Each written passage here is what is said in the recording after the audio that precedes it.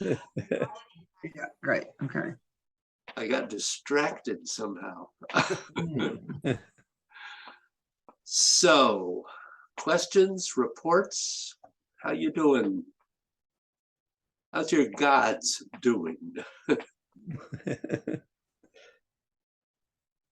Well, because I lost it, I had actually started when I realized that you had sent the wrong notes. I was like reading the notes saying, wow, this was quite a review from the week before, and then realized you had sent the same notes. So at least I was on top of that. Mostly what I'm trying to remember what it was, but I found before you even began doing the lesson, I found the discussion interesting. I can't remember now what it was, but interesting and insightful. Good. Gone. It's gone in the midst of the was confusion of the morning. But anyway. Interesting, insightful, but maybe not memorable. Yeah, right. No, see, Bill, it is so key now that I can't pull it back out. It is so incorporated into my brain. Yeah, it's in Well, there. Adam Yeah. had a bunch of questions,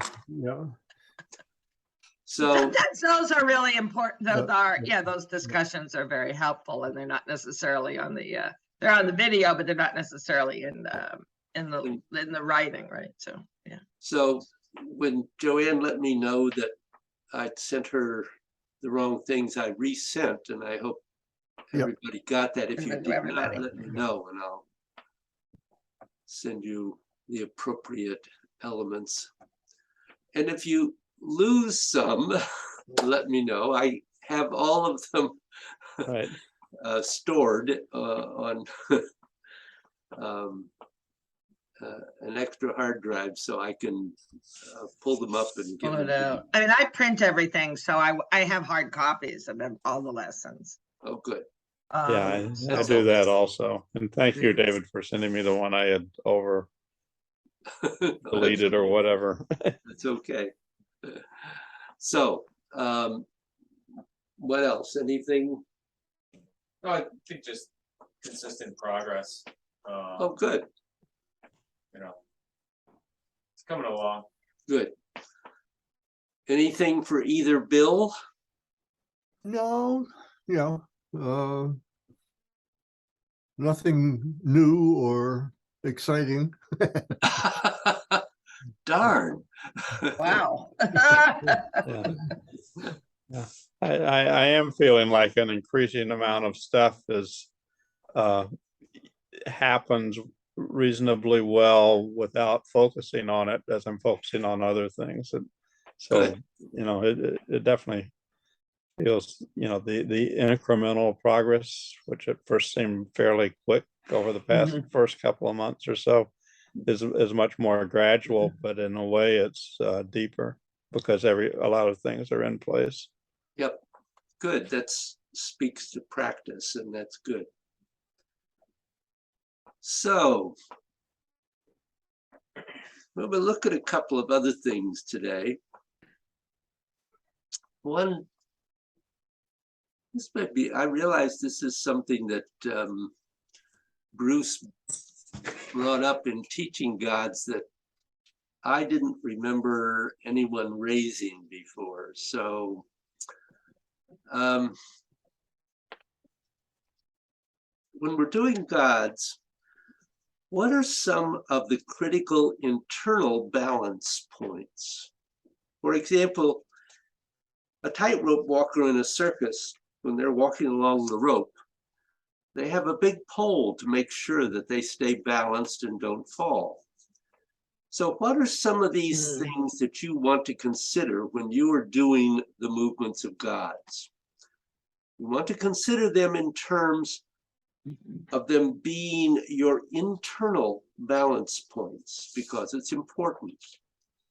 So one of them is, as you all know, you're going to be going onto the balls of your feet, to the middle, and to your heel. So give me a moment to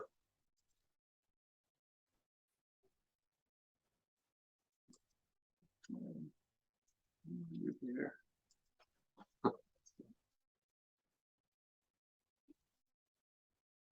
So as you as you all know, we have places where we're actually moving on to or towards the balls of the feet, through the middle and towards the heel.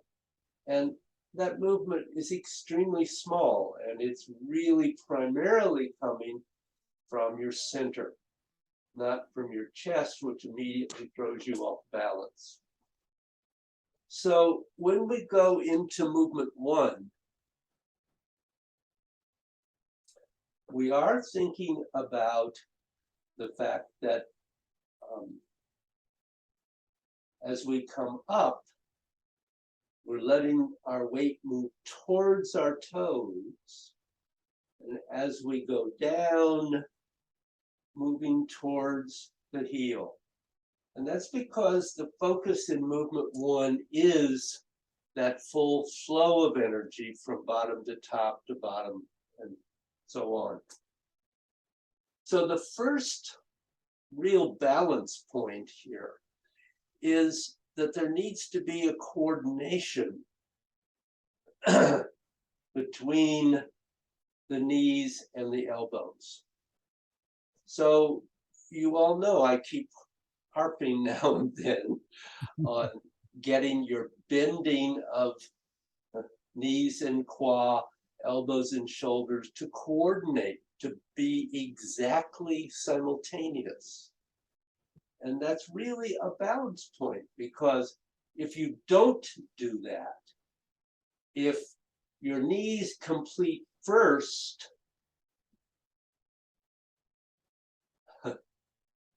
I'm actually going backwards. Mhm. It has driven my balance off. Whereas if I absolutely coordinate the knees and the elbows, I stay absolutely balanced and stable. So that's the first one.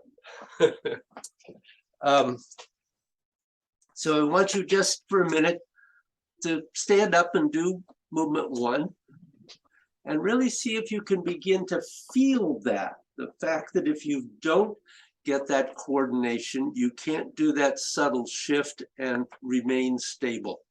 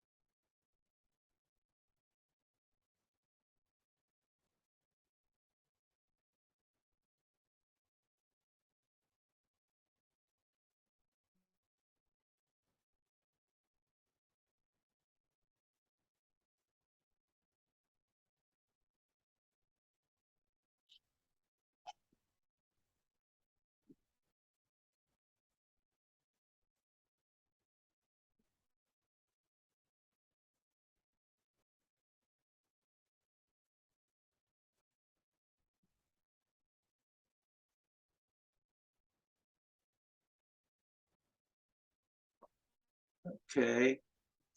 So how do you begin to get some sense of that? Yeah, Definitely. Yeah. Mhm. So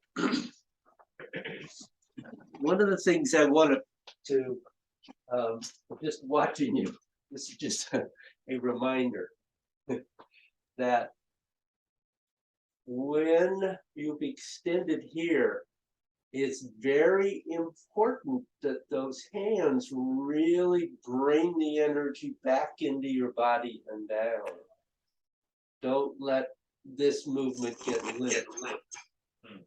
It's got to really extend back into the body in order to be effective. You can feel that difference. David, I missed what you said when you said, don't let it what? Oh, don't let it become limp. Oh, okay, yeah, yeah, yes. That needs to be a real extension there. Yeah, So the second thing that's an important balance point is that when you look at movement 1, this keeps on occurring in all the other movements. Your elbows are clearly a major balance point simply because they are in the middle of your arm. And that's in terms of any kind of balance. So first we talked about coordination, but now we're talking about particularly the elbows going too far forward or too far back. So they're really, this is really a serious issue, because if you allow the elbows to go too far forward, you immediately start losing your balance. And that's a very subtle adjustment. And actually, interestingly enough, if you allow the elbows to go too far back, you can have the same thing. Now, that may seem simple, and it is pretty simple, but it is something you really need to be clearly aware of, because the position of the elbows really affects how the energy moves in the body, and clearly can affect your balance as well. So just try that for a minute. Think about not going too far forward or too far back.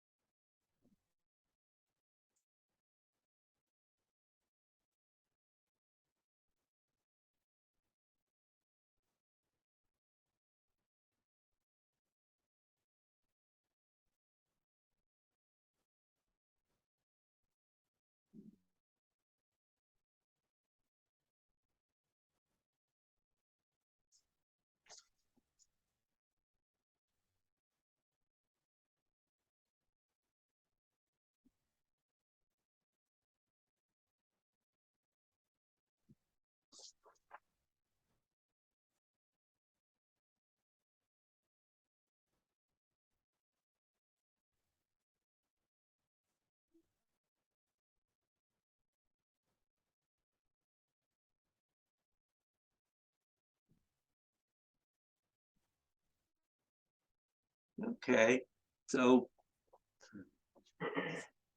can you feel that? Yeah, oh, excuse me. Yeah, I don't think as much as the balance point in the feet. I feel like the elbows, you really have to be forward or back before it affects your balance. Mhm. But But that's the point, yeah. is that you really have to stay in touch with what is the appropriate range of movement. Right. Yep. Good. right, and that with whole body movement, you can, yeah, you can feel it in, yeah. You can, Yeah. the rest of your body goes bingo, Yeah, right. Yeah, Good. So, and David, in terms of the weight and the feet, so when you're down, I think of it as rooted. When you're up and extended out, you're more towards the ball of your foot. Yeah, that- in this posture. in this in movement. this posture, yeah. Because I think I've been doing it mostly just, well rooted, I guess. And that's, without- and that's fine to begin with. But Yeah, we do want to bring appropriate, very subtle shift of the weight in, simply because that enhances what you're doing. Hmm. And you'll find that, particularly in this, where you're trying to establish that flow of the energy, it makes a difference. And it makes a difference all the time. I mean, if you simply go back to the 8 gates standing meditations and think about them in terms of maintaining the pulses, that shift is constant, continuous. So,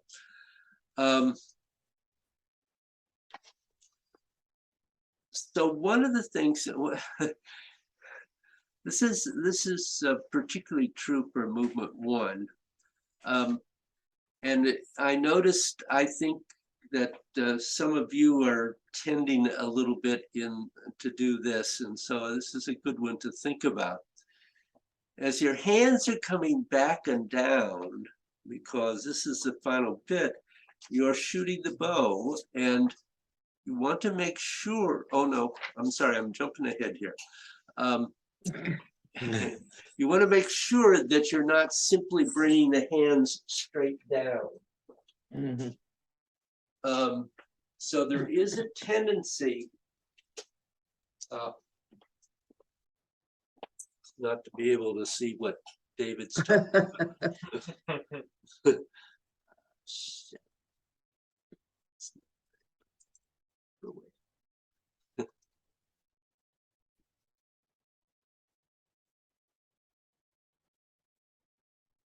I need better eyes, would not hurt.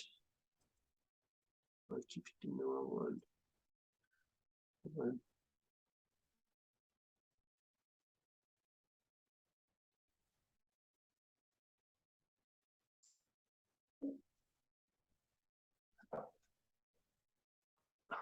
I'll put on the glasses, might help.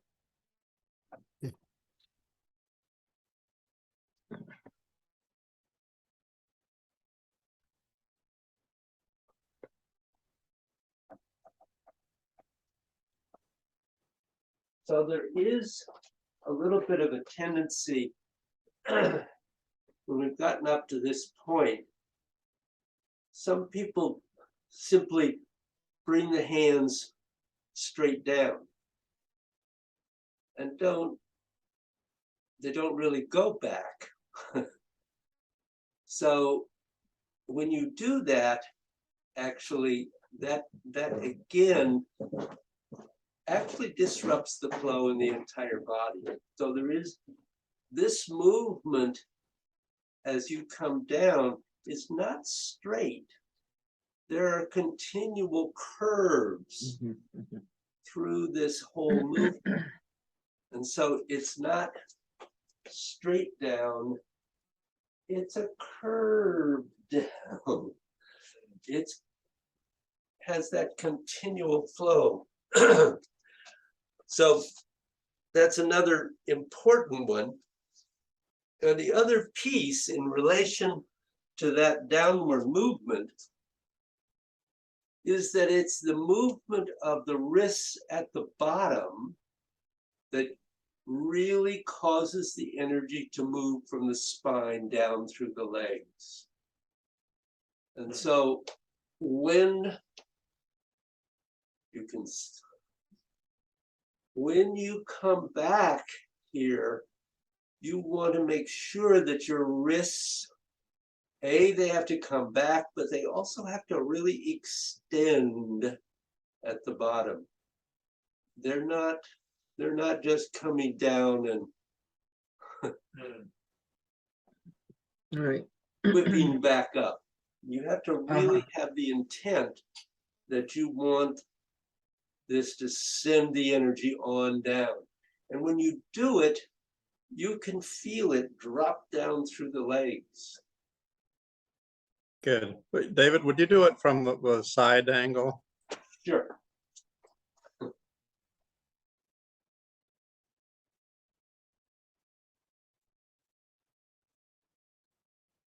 So as it comes back, you've got to make sure the wrists, my wrists are opening at this point. They're extending down, and I'm not dropping the fingers, but the wrists are opening, and the wrists opening through this movement as they come to the side is what sends the energy right down the legs, opens it up. So try those.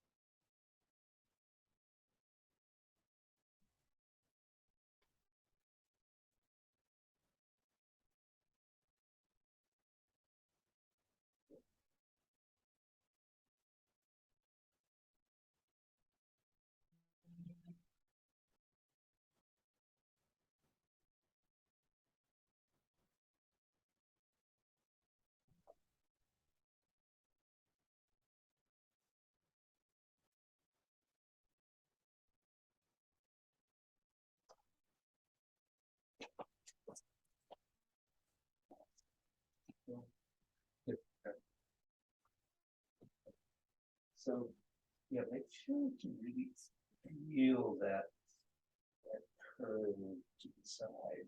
Okay. Don't go too far back. That's of course the issue here. But really find that how as you come down. Okay. It's very much the same thing as this. Okay, I Okay? gotcha. Yeah.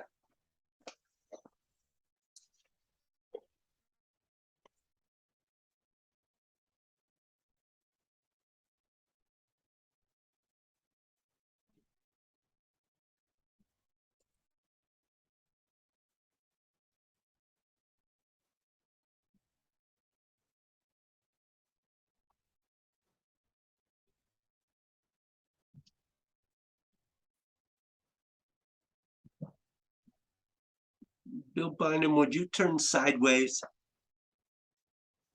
Thanks.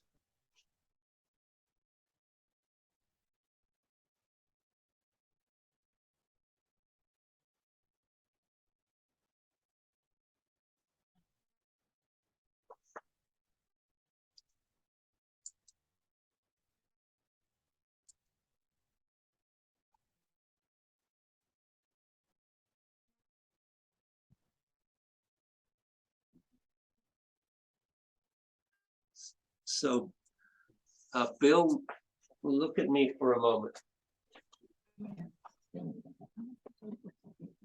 So what I'm feeling that I'm seeing with you is you do fine up to this point, but I feel like this movement goes like this. It starts down right away. And after that extension, the first thing is indeed drop the elbows, but pull that energy to the top of the head and into the chest and down the body. And at the bottom, there needs to be a real, I was just saying to Adam, this is very much like Dragon and Tiger, where we're doing a different arm movement. We're bringing the energy down to the quad, around the hip, and down the outside of the leg. We have ideally stronger intent now. We don't necessarily need quite as precise a movement, but we do need to bring that energy down to the quad and down the outside of the leg. So you need to have that sense as you're opening the wrist, that you're bringing it down, tending it down. And then it's a curve coming back up so that you don't create a corner.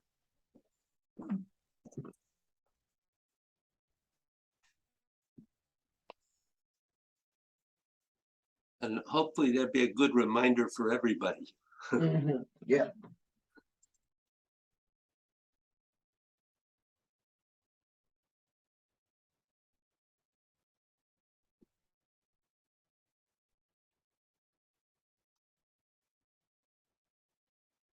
Make a little bigger curve at the top, Bill.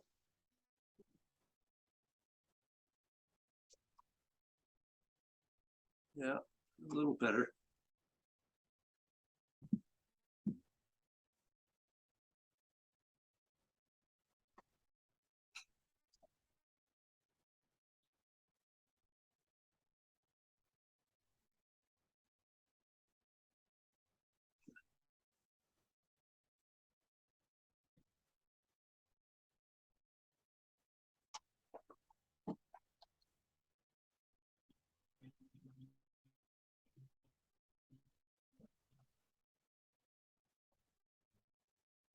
Joanne, would you turn sideways for a moment? Yep.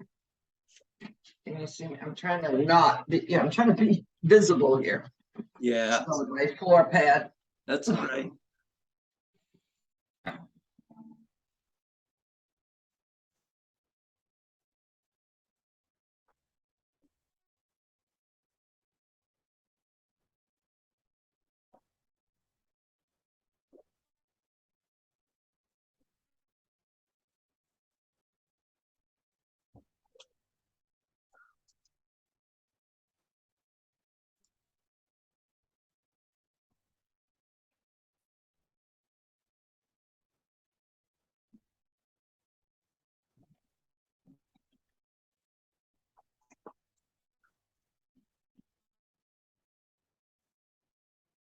So as you come down, let the hands move a little more to the side of the hip.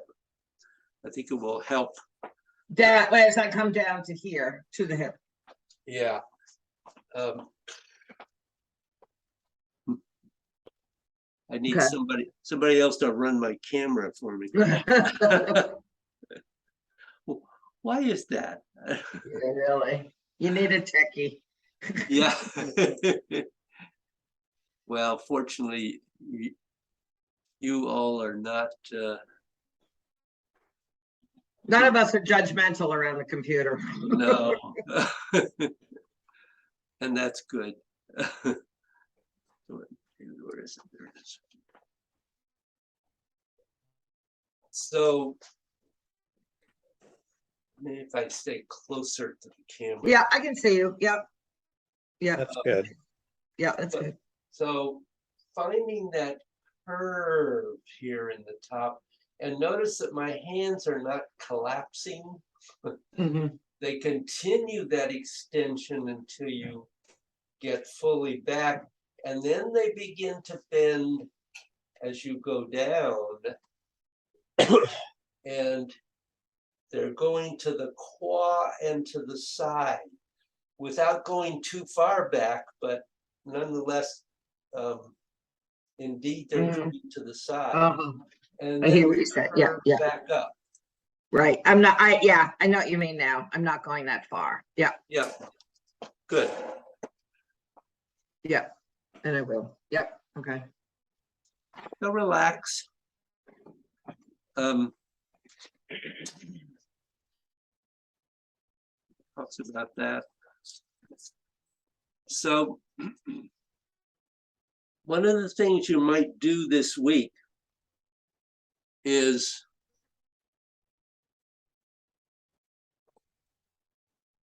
to, when you're doing a flow, to begin to think about these balance points in the other movements. And so obviously I'm talking about my not just saying, now this is what you ought to do here, but start looking at what you think the balance points are, what's obvious, what isn't obvious. Because if you're actually, if you actually try and figure out as much as you can figure it out before we discuss it further, the more you're going to understand how to do this whole practice well. So you just want to go through the process, and the thing you're going for is, where are the balance points? So, other questions in here at the moment? No. Okay. No, this is very helpful. Yeah, it really is helpful. The point at the bottom of the hands dropping down, just that adjustment that you've been talking about this morning of bringing them back a bit so that they can push the energy down, it finishes it off as opposed to just the hands going down.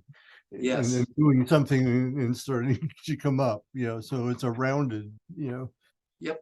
feeling. Good. So the other thing I was going to throw at you this morning, and we've looked, some of you have looked at this before, is lengthening. Which, as you know, is not exactly the same thing as stretching, although many people think it is.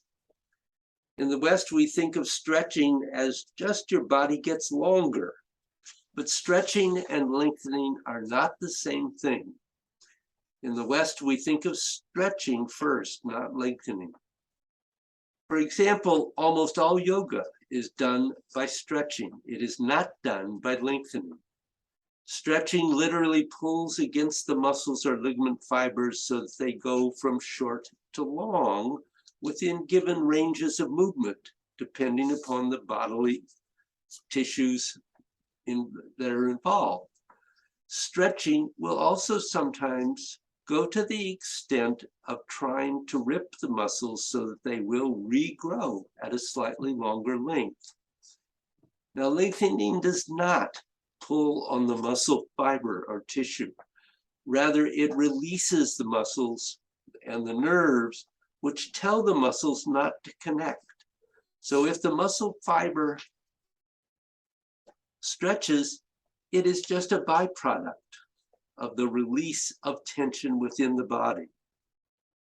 Now, Bruce told us a kind of interesting story about how he had this brought home to him in a rather extreme fashion. When he was a young man, between yoga that he did in New York and what he did in India, he was essentially able to do over 300 hatha yoga postures. And he could do pranayama. He could actually read books with his legs behind his head. And from karate, he could do full side splits and front splits. But then in India, he saw something that made him really rethink the whole thing.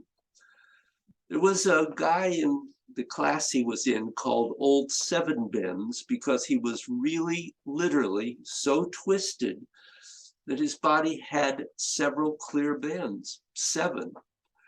And in the Kundalini tradition of India, they have a way of doing something that could cause the chi in your astral body to shoot through your system like nobody's business.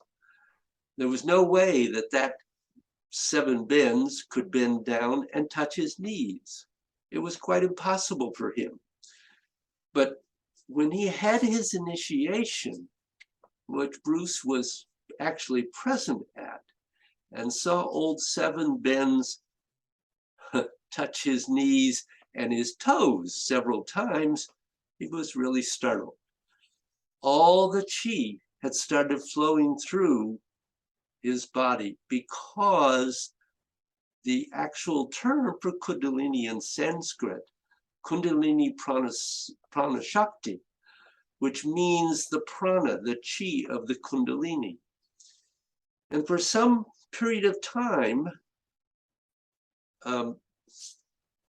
Old Seven Bends was able to straighten up and start doing very difficult hatha yoga postures. but which, given the fact that before that time he couldn't even touch his knees, was really startling. But it became obvious to Bruce that if the qi goes through an area of the body, if the nerve flow that goes through an area of the body radically increases, muscles will just get longer. Ligaments will release, because the biggest single thing that became very obvious is that if all the contractions in your body are held, you could stretch to that point, but then you're held. And this happens not just in big things, but in little tiny areas where the nerve ganglia bunch up at the insertion points in your body. So now lengthening has many beneficial effects.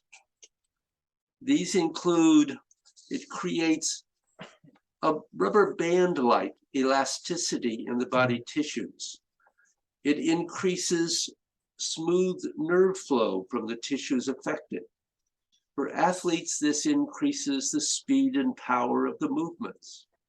It increases the speed of your reflexes, because if the qi that's moving through your nerve goes through your body faster, your nerves create faster reflexes. And it stretches and increases the responsiveness of the body's fascia. And it increases the ability of the internal organs to move without getting stuck to nearby tissues, and thereby increases the blood flow in and out of them, and therefore nourishes them. So in lengthening, a critical issue is that no physical force or overt tension must be used to increase the stretch of the lengthening. Rather, relaxing the body and putting your intent within your soft tissues is required. To people who have standard ideas about stretching, this is somewhat counterintuitive. Keep in mind the releasing of your nerves that are accomplishing the lengthening, not the attempt to stretch your soft tissues. And so now, I know that previously we looked at just getting your intent to go through your arm. The one thing that's important about this is that if your arm goes out this distance, it should never come back.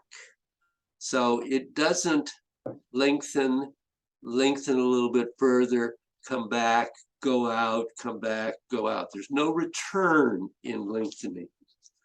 Effectively, what you want to be doing is releasing from the arm, and then it goes a bit further as you release from the spine, and then you release from the belly and pelvis, and it goes further as you release the legs. So the lengthening goes a bit further. When it does not go out, what it does not do is go out further and then come back, as I said. There's no snap back. Now, as you're lengthening, you will find that allowing your quad to fold slightly so that your torso going down a little lower should make it easier for the lengthening of your arms to go further. That's because it's much easier to access all the tissues in your belly and your legs. So what we're going to do just for a moment to help you get this is a secondary exercise to help you. So, is that a question? No. David, What? David, I am going to leave now. I will see you next week. Okay. Look at Okay, the have a video. good week, everybody. Bye, Bill. All right, bye, Bill.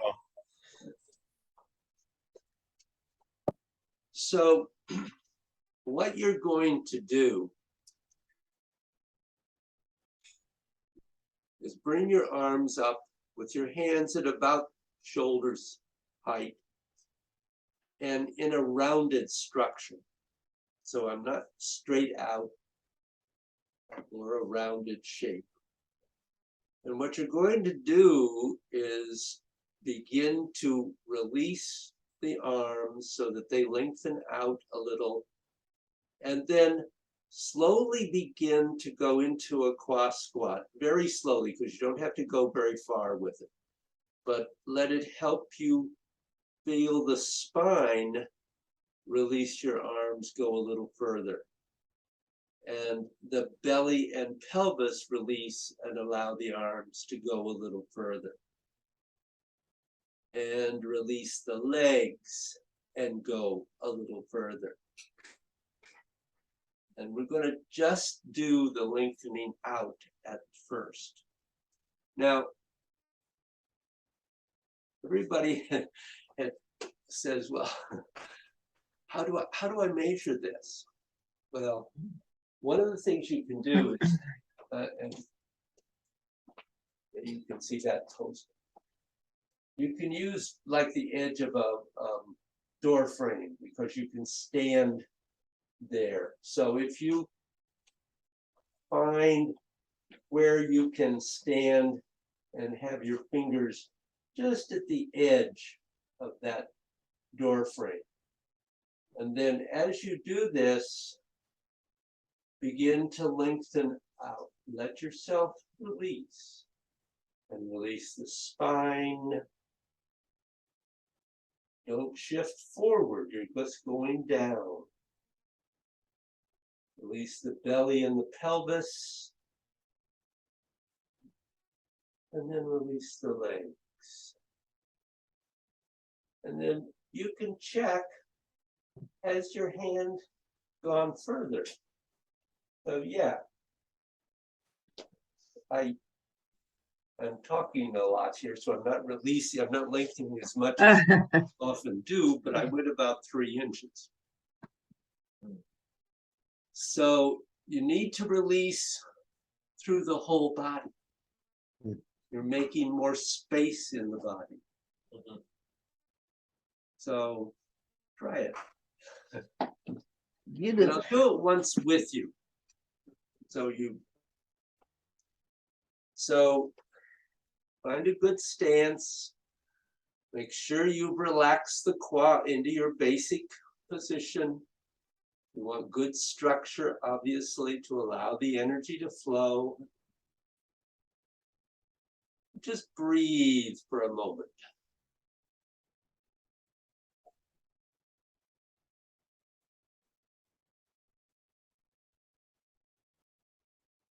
And then just bring the arms up, find that nice round structure. And remember, the arms are not going to bend and stretch at all. We're simply going to allow them to lengthen out. So first, just lengthening, let the arms release and lengthen out.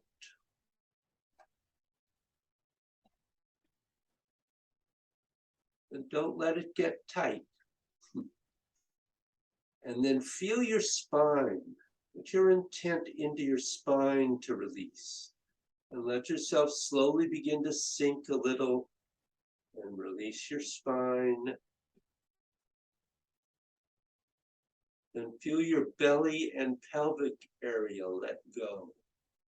And the arms go a little further. And then release the legs and feet all the way to the bottom of your feet. And you can go a little further.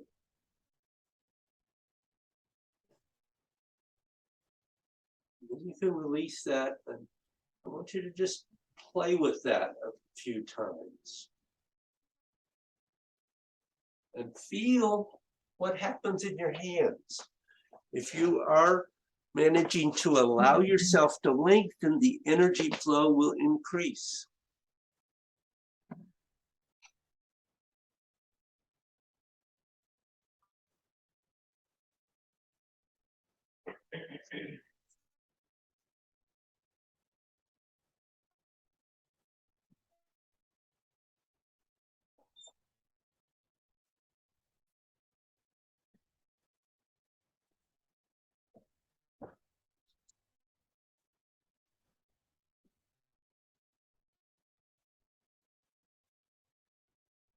Don't let the fingers get stiff. You have to let everything release out.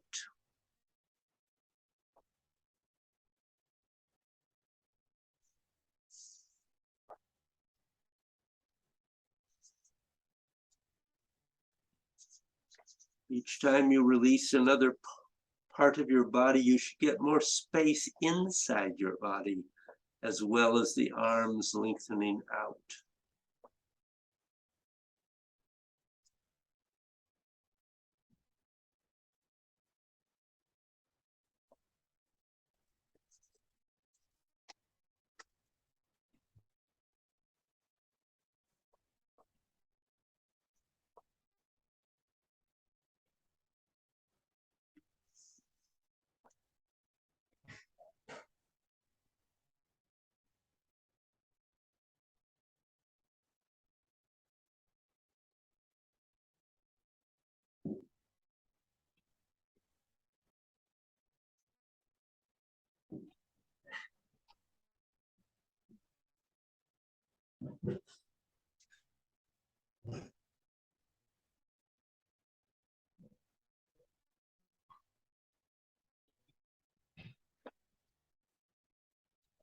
Yes. No, nothing, it's just that the more you release, the more spots you find that were tight, but you couldn't feel them, Mhm. Ah, I guess is, especially, at least for me, in the back, uh-huh. and the hips. So, and that's one of the things I wanted to, oops, wanted to mention here. Let me just get back to me. So it's almost inevitable, not necessarily, but almost, that as you're doing this, you discover places where you get stuck, where you just can't let go. So one of the things that really works usually here, if you start and you're trying to, and you say, oh, I can't do anything with that. I can't, it won't really, try really jiggling your arms, even letting them go back down and really just jiggle out and then come back up and see it at that same place. Oh yeah, there it goes. Okay. That often will help you work through a stuck place. Okay. Other questions or thoughts here? No, I could really feel it, yes, and each time relax more and yeah, feel the chi more. Good. Yeah. Yeah, it's interesting, the relationship between lengthening and relaxing, they aren't exactly the same thing, but they're certainly complementary. Yeah. Yes, yeah, I, yeah, and the balance came in too, oh yeah. particularly. That becomes very clear. It's kind of like by the time I'm really on my heels, there's just like jolt of energy. Yeah, lengthening as you go into the squat was, that's a phenomenon. So, Yes, yeah, That helps. yes. So of course, this is only half because we not only have lengthening out, we have lengthening in. Of course. It goes in both directions. And it's kind of like, only kind of, but trying to find a way to describe this. Obviously, lengthening out is like pulling the rubber band gently out. But lengthening in is just allowing the rubber band to come back in, not the limpness, but to come back. Mhm. And so the other half of this is that as you lengthen out,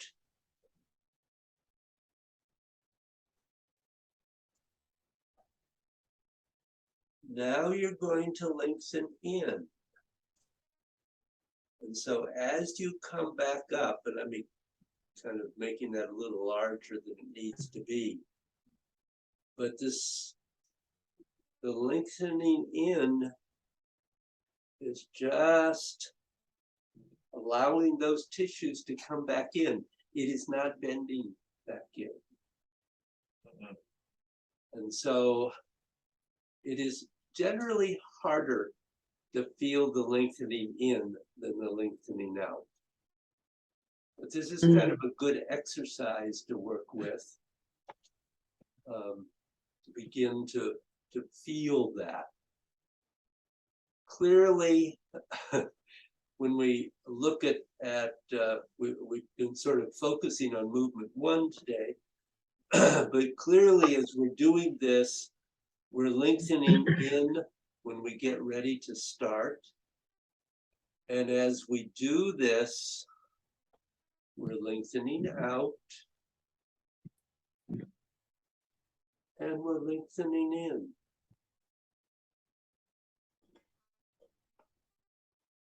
So you can take it certainly into movement 1 or further if you want to explore further. But what I want you to do at the moment is just get up and do this secondary exercise and see if you can get some sense of lengthening in. And notice that this is another sphere, another circle, going in and out and in and out.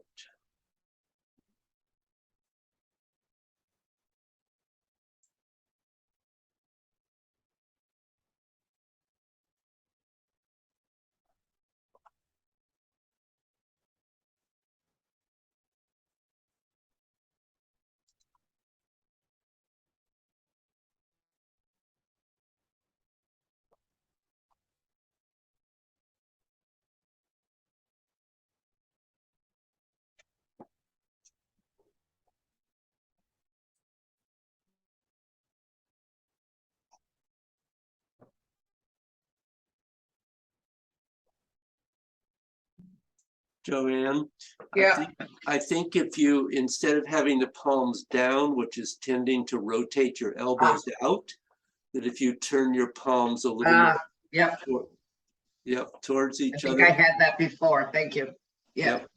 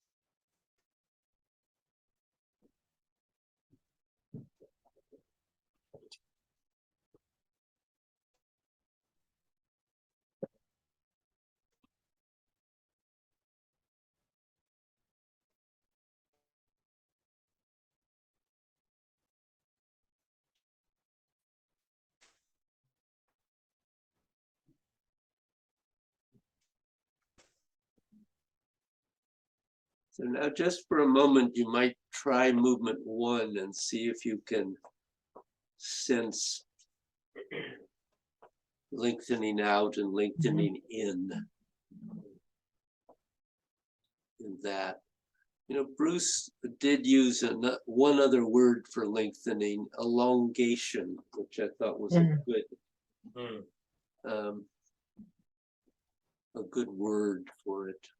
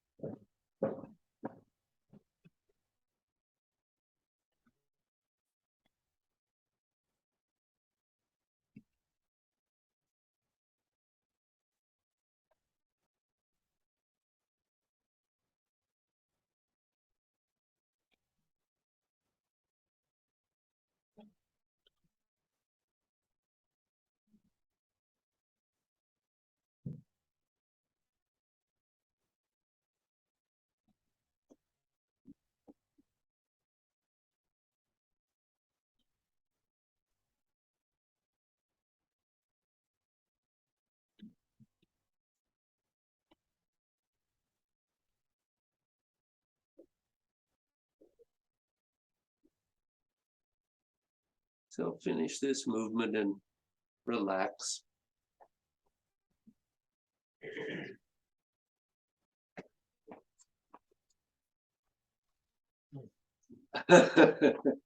So, what did you feel there? Lengthening in is much harder in the movement than doing the practice. Yes, Mhm. that's true. Yeah. And then the practice makes it much easier because you have a lot of time to slowly go through each part of the body. Yep. And the movement, it's difficult to do that. Yeah. To do it quickly. Right. Especially on the second part of the movement, because it feels like there's not a lot of lengthening in, because we're still lengthening out to bring the energy back in, and then you really only have bringing that energy down, but then we need to lengthen out again. Is that right? No. No, okay. Ah. So when we're driving that energy down through the legs, we shouldn't be lengthening the arms out to push it down. Okay, so maybe that's why I didn't have much time. So, yeah, it's weird. This is a little, because there is that sense that when you get to here, there is actually a continual bend down. And then, and remember, Bill, that the wrists are relaxed to this point. They're relaxed is not the right word. They are slowly elongating, but there is a separate movement there before you bring it back into the body. But yes, it is true here and in many of the movements here that they are not necessarily exactly equal physically, but you can always slow it down and make it equal.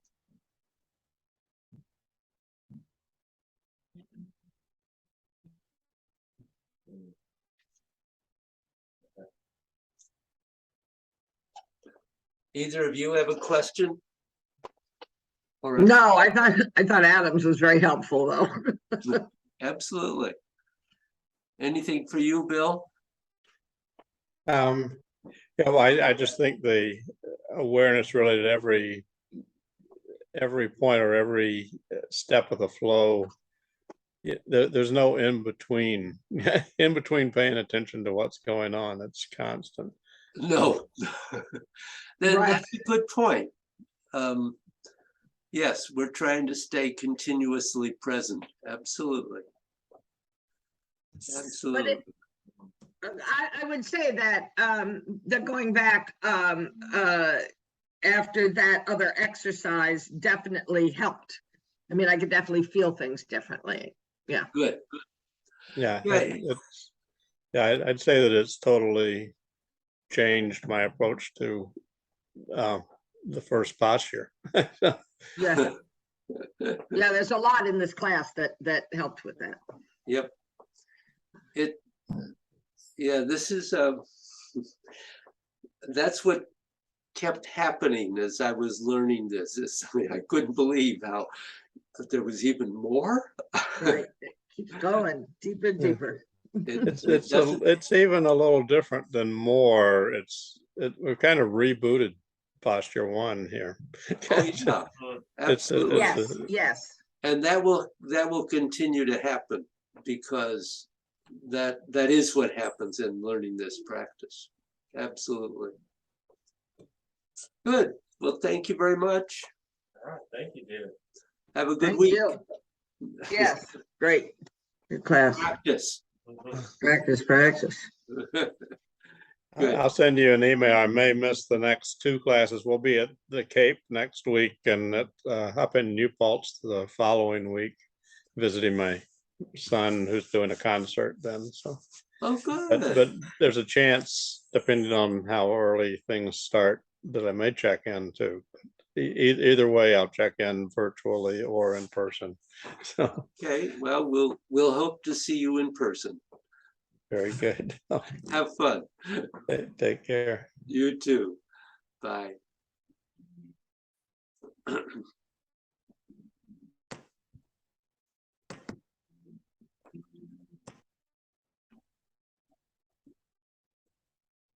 So all of this is very interesting when we begin to think about the form. Right. We've talked a little bit about weight shift and awareness of where the weight is in the feet. But obviously, since we want in Tai Chi in particular, we want to constantly remain entirely aware and in control of our balance. All of that is relatively important. And I found lengthening really very helpful in softening the movement, but not being limp or Right. because obviously lengthening goes right along with opening and closing. So you guys have talked about opening and closing. And the lengthening actually enhances the opening and closing significantly. Yeah. And so one of the things that I've done that really worked for me anyway in working on this was to actually talk as I'm going through, talk to myself. I didn't usually talk out loud, but just simply saying in and out so that you're really clear where you're going in and when you start to go out and when you start to go in. And feeling that continuous change. It really, I mean, that's obviously what's going on also in Gods, since really Taiji probably was preceded by Gods. But it really enhances that practice. So I can't imagine you probably really have any particular question about that, but it's another way to focus on it and to make sure. We have such a tendency whenever there's I mean, we talk about the martial applications and we tend to get forceful when we get into a martial application and taking that force away and just thinking about lengthening when you're doing it, whatever it may be, whatever the motion, actually obviously enhances the energy flow. So this is kind of an important piece, and it's what actually it's one of the early ones when you really come right down to it. What do you mean by that, David? Bend and stretch, lengthening, twisting are the early. The early and breathing are the four most our earliest elements of the 16 Neigong that we're trying to get into this. Yeah. So, and they're critical, and they lead certainly to the other things. So really a good thing to work on. Okay. Right. Yeah, and putting them together. Yeah. So and I think I found that that other exercise we did will be helpful with bringing this deeper into the flow. I mean, like you say, these lengthening is not new to us. We do this, it clearer and more able to really become part of the practice. oh, good.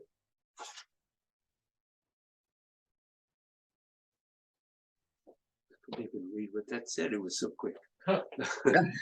What did it say? I don't know. My computer. I didn't see anything, so. Just an unstable internet connection. Yeah, probably. Yeah. Right, yeah, right. That happens out here in the woods. Yeah, well, even it happens here in Norwich. I don't know why. Well, I In the hope middle of town, you know. hope you get that solved before long. Oh, well, yeah, right. Well, yeah. You know, technology just isn't stable anyway, so that's it. Okay, we'll just have to accept it. We can't live with it and we can't live without it. No, I know. Yeah. So, anyway. so how are you doing with the form, Joanne? Or how is your body doing? How's my body doing? Yeah. I'm gonna go to the chiropractor today. That pinch in the legs started again, but I think that's I think an adjustment would help. I mean, to some degree, it's more also all the other emotional stuff that's been happening that's made it harder to do. I'm still not, even though I think I promised a few weeks ago to really try to do paragraph 2. I haven't. So when I do the flow, I tend to kind of start at the beginning and try to apply as much as I can to the first paragraph. But I need to get past that. So, um, You know, one of the things thinking of Master Joe, he often only practiced the third paragraph. And he would say to the us, third has, yeah, it's all in the third paragraph. right. You said that before. That's true. Yeah, yeah. So paragraphs 1 and 2 set up doing the third paragraph. Uh-huh, uh-huh. But it's important not to get stuck in the first 2 paragraphs and not do the third one. Right, right. That's a good, That's where yeah, it all comes to fruition. right, right. So sometimes just doing the third paragraph is a Yeah. good thing to do. Yeah, and that one's not physically as challenging to me as the second one is, so interestingly. And another thing about doing the lengthening or whatever is to slow it way down. Uh-huh. Let yourself take the time. And even to the point, certainly I found what was really helpful was when I got to a posture and I thought I was lengthened, just pause and see if it releases further. Usually it Yeah. does. Right. And you discover, oh, I'm not really lengthening there. I'm lengthening, maybe I'm lengthening a little, but I'm not really lengthening. So taking the time to just get to a lengthen and stop and feel it. Get to a lengthening in and stop and feel it really come in. Yeah. I think sometimes I don't allow myself to do that because I feel like, well, obviously stopping breaks the flow. But then when we do an exercise like we just did, which was not part of either God's or the flow, then you see the value, the real value in doing that and having that awareness. Yeah. Which then can be incorporated, obviously. But yeah, I hear what you're saying. Absolutely. And in the thing that happens in really in all forms, but certainly here in the Wu style, is that we have lengthening out, lengthening in go really fast in some places and pretty slow in others. And so it's when it goes quickly, it's much more difficult. We don't Yes. we don't let go usually as easily. When you go, for instance, when you do wave hands, you've got lots of time and you can feel that lengthening out and lengthening in. But when you're going through grasping sparrow's tail and you've got out, in, out, all bam, bam, bam, bam, you got to slow it down before Right. you can really Right. begin to get that to work. Right. Yeah. So some practice really slowing it way down and allowing yourself to pause and do it. Yeah. So other questions or thoughts at the moment? No. No, this is a great class. Yeah, very helpful Good. for both of them. Yeah. Well, I hope you have good A luck. better week. Better Well, week. it's not as frantic.